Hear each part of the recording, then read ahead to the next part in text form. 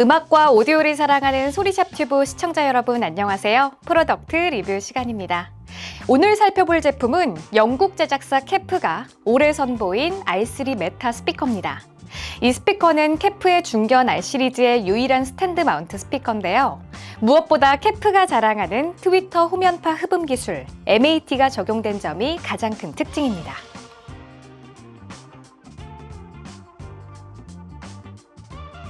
캐프를 상징하는 가장 강렬한 키워드는 1988년에 탄생한 유니큐 드라이버입니다. 미드레인지 유닛 중심의 트위터를 박아 넣음으로써 방사음의 중심축을 일치시킨 거죠. 이렇게 되면 두 유닛이 내는 위상이 일치하고 저음과 중고음의 에너지 밸런스가 가지런해지는 등 이점이 많이 생겨납니다. 이러한 유니큐 유닛은 2018년에 12세대가 되었고 2020년에는 MAT라는 새 흡음 기술까지 장착하게 되었습니다. 2023년 현재 MAT 버전의 12세대 유니큐 유닛은 Q 시리즈와 무선 액티브 스피커 LSX2를 제외한 캐프 모든 라인업에 투입된 상태입니다. R 시리즈 역사를 간략히 살펴보면 오리지널 R 시리즈는 2011년에 처음 출시됐습니다. 하위 Q 시리즈와 상위 레퍼런스 시리즈 사이에 포지셔닝 됐고 한 해 전에 개발된 10세대 유니큐 유닛이 투입됐습니다. 라인업은 플러 스탠딩 R900과 R700, R500, 스탠드 마운트 R300과 R100으로 구성됐습니다. 2세대 R 시리즈는 지난 2018년에 나왔습니다. 무엇보다 캐프 라인업 중에서 처음으로 12세대 유니큐 유닛을 장착했고 모델명도 R11, R7, R5, R3로 확 바뀌었습니다. 그리고 올해 MAT 버전의 12세대 유니큐 유닛을 장착한 3세대 R 메타 시리즈가 나왔습니다. 2세대 때와 마찬가지로 플로어 스탠딩은 3개 모델 R11 메타, R7 메타, R5 메타와 스탠드 마운트는 1개 모델 R3 메타로 구성됐습니다. MAT 흡음 기술은 트위터 진동판 뒤에서 발생하는 후면파를 두께 11mm의 둥근 흡음판을 통해 99% 소멸시키는 새 기술인데요.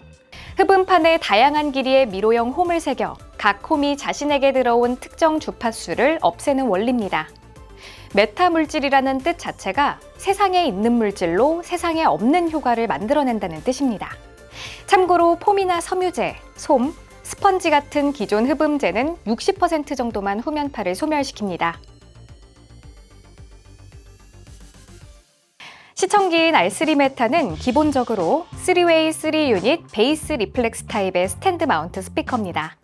유니큐 동축 유닛이 420Hz 이상 중고음을 담당하고 6.5인치 우퍼가 420Hz 이하 저음을 담당합니다.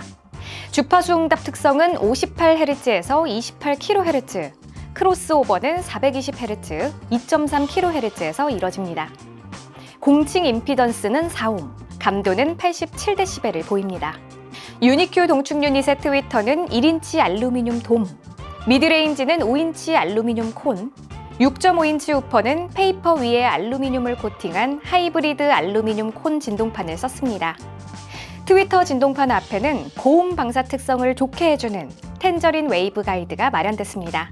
하이브리드 알루미늄 콘 진동판은 전작인 2세대 R 시리즈에 처음 채택된 건데 상위 레퍼런스 메타 시리즈의 우퍼는 순 알루미늄 콘 진동판을 썼습니다. 스피커 후면을 보면 우퍼 저역을 확장시키는 타원형 모양의 베이스 리플렉스 포트가 오프셋으로 나와 있고 하단에 바이 와이어링을 지원하는 스피커 케이블 커넥터가 마련됐습니다. 내부 점퍼 케이블을 연결하거나 단락시키는 링크 노브가 2개 있는데 화살표 방향으로 돌리면 싱글 와이어링, 반대 방향으로 돌리면 바이 와이어링을 지원하게 됩니다. 레퍼런스 시리즈와 비교하면 무엇보다 전면 배플에서 큰 차이를 보입니다. 레퍼런스 시리즈가 진동 및 공진 제거를 위해 두터운 알루미늄 플레이트를 장착한 데에 비해 알메타 시리즈는 인클로저에 유닛을 직접 장착했습니다. 스피커 케이블 커넥터와 링크 노브도 다릅니다. 전작인 2세대 R3 스피커와 비교하면 MAT 버전의 12세대 유니큐 동축 유닛을 장착했고 공칭 임피던스가 8옴에서 4옴으로 내려갔습니다. 스피커 크기는 높이 422mm, 가로폭 200mm, 안길이 336mm로 동일합니다. 이렇게 캐프의 R3 메타에 대해 알아봤는데요. 이 스피커는 과연 어떤 소리를 들려주는지 오디오 전문 리뷰어인 김편님에게 직접 들어보겠습니다.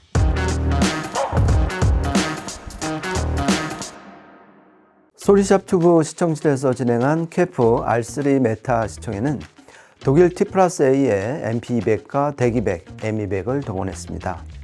M200은 아이겐탁트 클래스 D 모듈을 채택해 8옴에서 210W, 4옴에서 420W를 내는 모노블록 파워앰프입니다.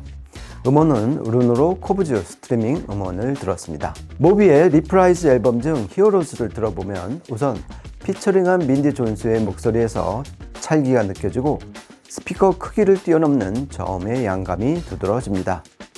이처럼 풍성한 저음의 양이야말로 6.5인치 우퍼를 추가한 데 따른 가장 큰 이득이라 하겠습니다.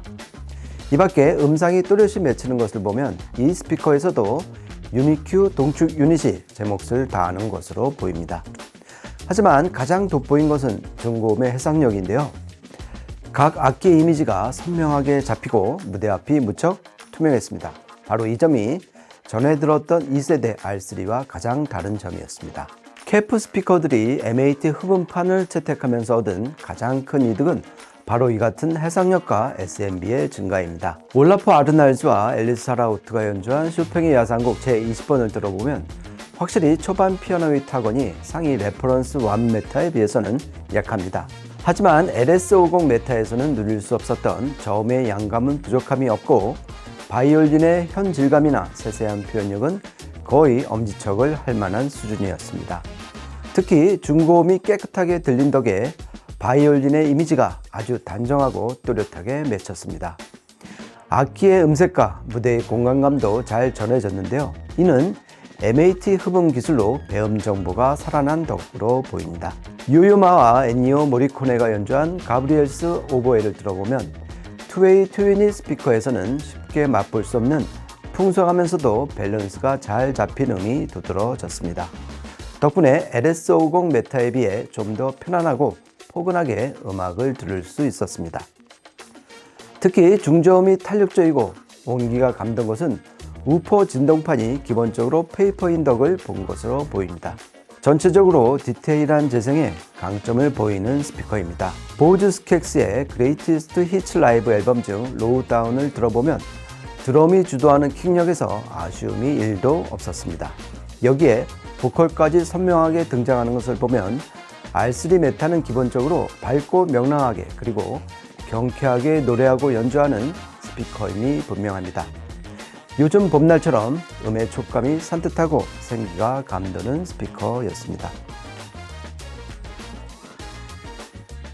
케프의 M8 흡음 기술은 케프 스피커뿐만 아니라 전체 스피커 업계에서도 주목할 만한 신기술이 아닐까 싶습니다. 이 기술이 투입된 케프 스피커들은 하나같이 전작에 비해 깨끗한 음과 조용한 배경, 더욱 또렷해진 이미지를 선사했습니다. 이는 이번 R3 메타도 마찬가지였는데요. 2세대 R3 스피커도 정교한 무대와 선명한 음을 선사했지만 R3 메타는 SMB를 거의 최대치로 끌어올렸고 덕분에 중고음의 표현력이 크게 좋아졌습니다. 케프의 중견 R 시리즈가 M8 신기술을 만나 그야말로 스텔스급의 날개를 딴 것 같습니다. 이번 영상이 도움이 되었다면 구독과 좋아요, 알림 설정까지 부탁드립니다. 지금까지 소리샵 튜브였습니다. 고맙습니다.